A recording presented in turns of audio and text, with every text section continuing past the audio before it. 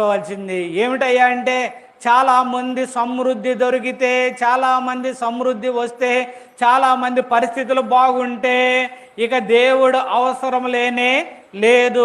ఎందుకంటే సంతోషముతో రెక్కలు చాపి ఎక్కడ ఎగురుతున్నారయ్యా అంటే దేవునికి దూరంగా ఎగురుతున్నారు, కానీ దేవుని సన్నిధానంలో తమ రెక్కలను చాపడంలా దేవుని సన్నిధానంలో తమ రెక్కలను మడవడం లేదు.